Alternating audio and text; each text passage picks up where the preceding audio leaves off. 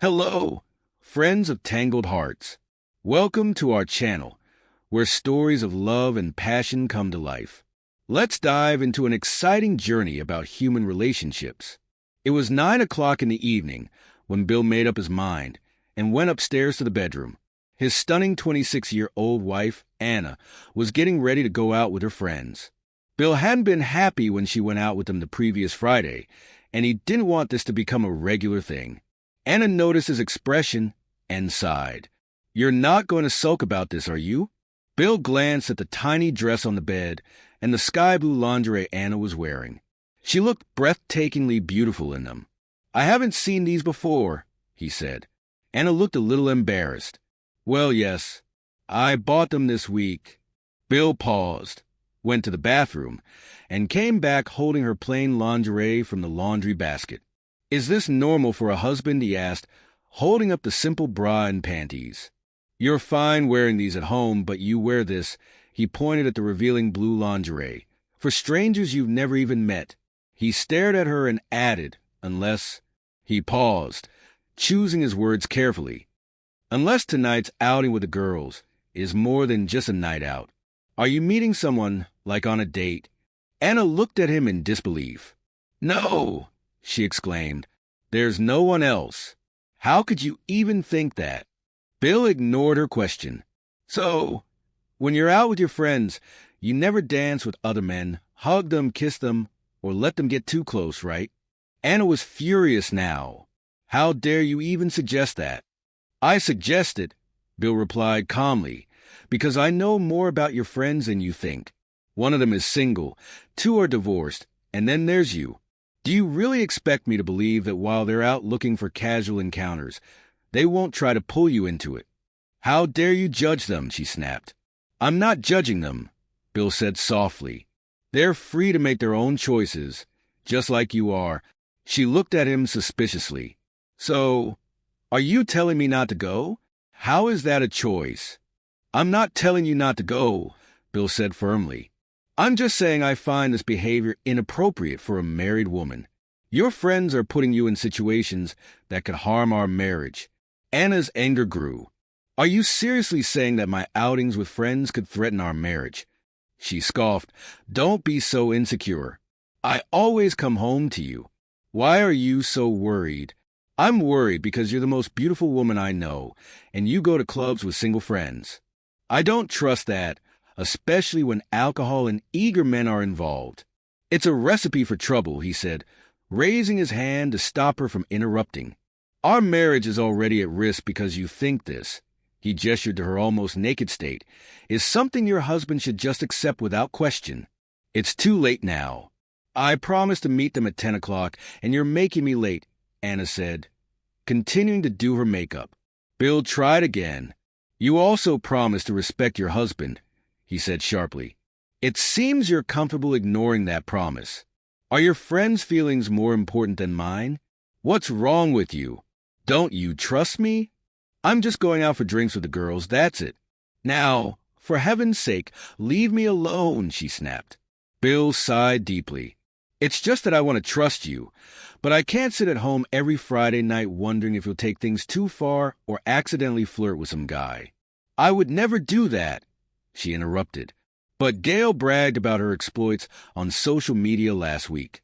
"She's one of your friends, and that's exactly what she did," Bill pointed out. "How much longer do I have to believe everything is fine, even if I never find out?" Anna stared at him. Speechless, that he continued, now more determined. "If you want to go dancing, invite me along. But if you just want to be out with strangers, then be honest, and we can end this right now." "You're being insulting," she shouted. "No, I'm being honest. I don't think you're just a fan of dancing or harmless flirtations. I want to believe you haven't cheated, but here's the choice I'm giving you. Leave or stay. It's up to you, but remember, I have a choice too. If you leave, you can party as much as you want, but I won't be here when you come back." He had said it.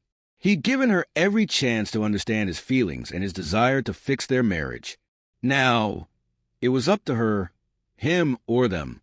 "You're joking, damn it," she shouted, angrier than he'd ever seen her in their years together. No, he said quietly. If you want to dress like your friends and go out drinking and dancing every Friday night, that's fine. But the idea of me sitting at home waiting for you isn't how I envision my future. He turned and walked toward the door. I have things to do. I'll be downstairs when you've made your decision.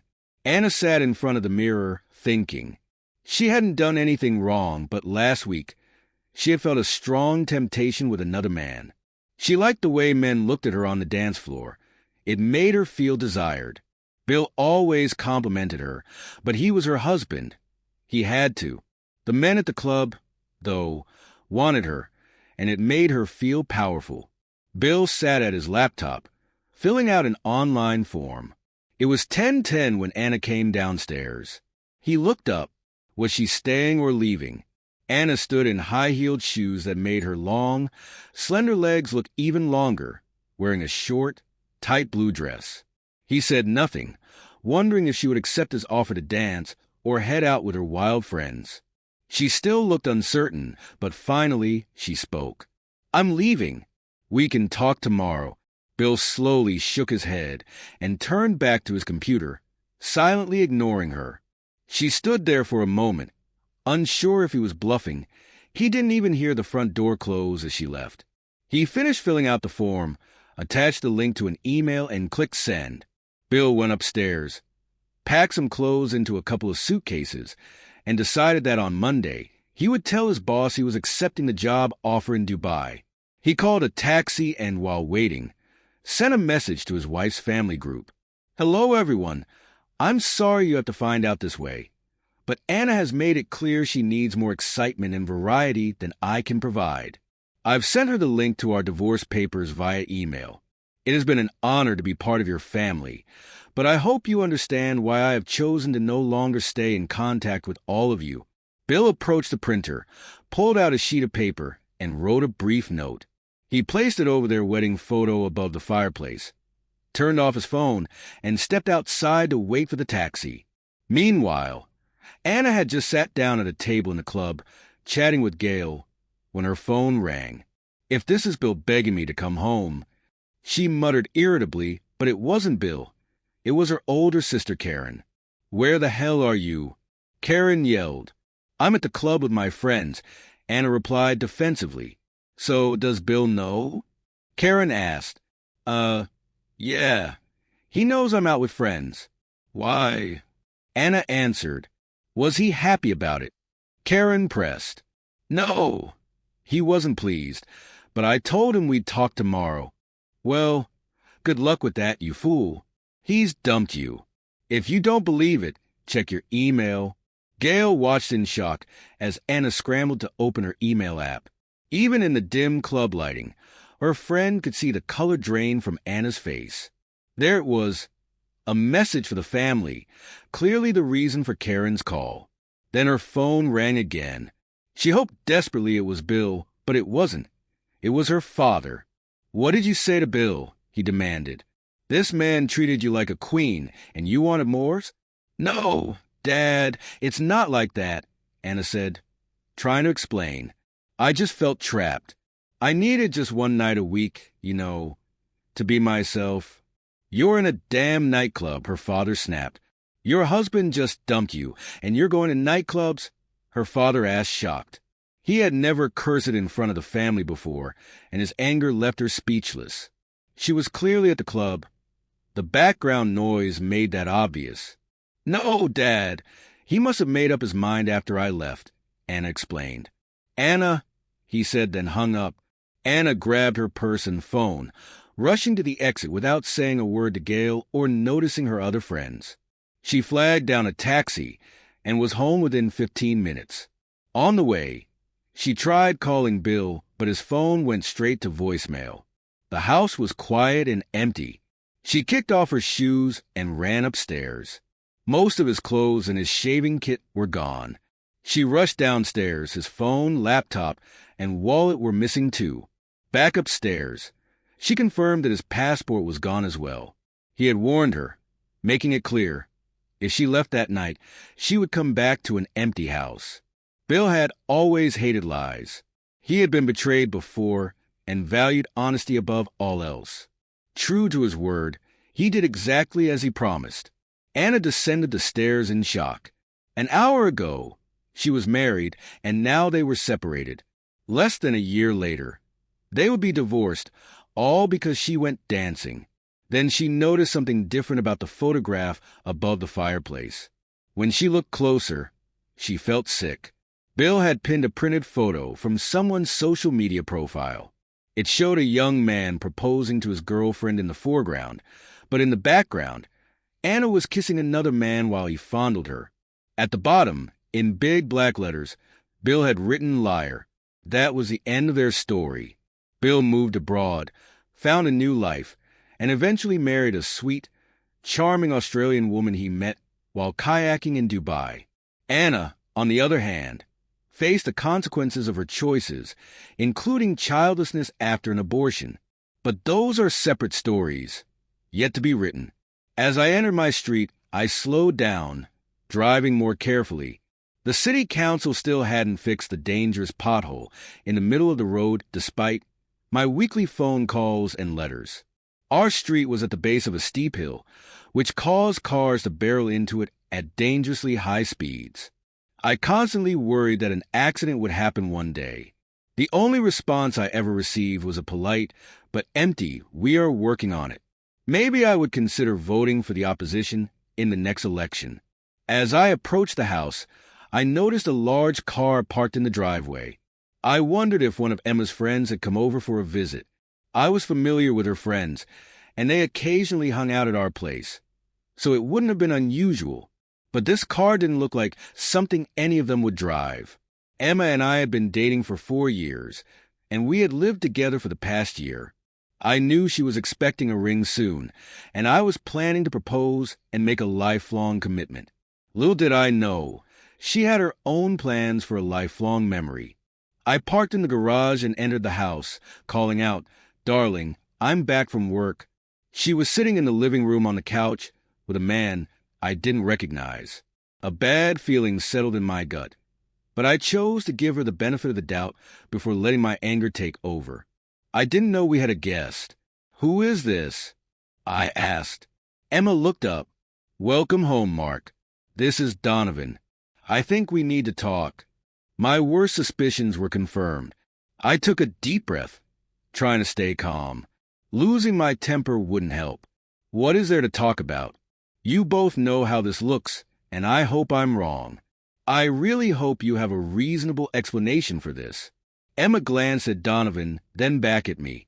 "Well, you see, we've been dating for a long time, and I do want to marry you and grow old together. But I need to explore certain things before we settle down for good. I don't want to reach 60 and regret all the things I never did. I need to get this out of my system while I'm still young and unmarried." I felt my chest tighten but let her continue. "I've been seeing Donovan for a while now, and I don't want to keep doing it behind your back. I thought it would be fair to tell you. I want to make you an offer so we can all be happy. Don't you think it would be nice to open up our relationship?" "Open up the relationship," I echoed, unable to believe what I was hearing. "What's honest about that? Emma, this is a mess." "I hope you won't see it that way," she replied. "You'll have the freedom to see other women too, but I trust that you'll come back to me. I won't pretend I like it, but for a relationship to be successful, both partners need to play by the same rules. I can't deny myself what I want and expect something different from you. Give us a chance, and you'll see how much stronger we can become. Even if you're not fully convinced now, in a few months, you'll see it as just a minor beneficial shakeup in our relationship. Do you even hear yourself?" I said, my voice rising. "This isn't playing by the right rules. You've had an affair behind my back and are calling it an open relationship just to ease your guilt. A minor shakeup? God, you're insane. Have you always been this foolish, and I just didn't notice?" Donovan started to speak. "Now listen here." "No, shut up. This is between her and me. That's enough. Both of you, get out of my house right now. I can't stand to look at you." Emma hesitated. I really Really hoped you wouldn't react like this, but I knew it was possible. I've packed a bag, and we'll stay with Donovan for a few days to give you time to calm down. I'm sure you'll come to understand. Get out, I said, my voice cold. Emma saw the anger in my eyes and realized it was best to comply. She grabbed her bag and moved as if to kiss me goodbye, but the look on my face made her stop. They both left the house and walked to Donovan's car. I stood at the door, trying to stay composed, and said, "We're done. I'll let you know when you can come pick up the rest of your things. And make sure you bring someone else to help. Donovan isn't allowed back here." Emma paused by the passenger seat, while Donovan stood near the driver's side, facing the road. She made one last plea. "Please don't make any decisions right now. I know you're angry, and I'm sorry to be the cause, but I believe this will make us stronger in the long run. I'll give you a few days before we talk again." Her words were cut off by the roar of an engine at full throttle. We all turned as a red sports car sped down the hill, far exceeding the speed limit. The noise drowned out any response, and Emma fell silent as we all watched the car race toward the large pothole. It was too fast for the driver to react. The car hit the pothole, lost control, and crashed into Donovan's car on the driver's side, exactly where Donovan stood. Emma's horrified expression told me everything I needed to know. A small, grim smile crossed my lips. Maybe I will vote for the current mayor after all. As we conclude our journey into the complex world of human relationships, please remember to subscribe, like, and share our content. Thank you for your support, and we look forward to seeing you in the next story.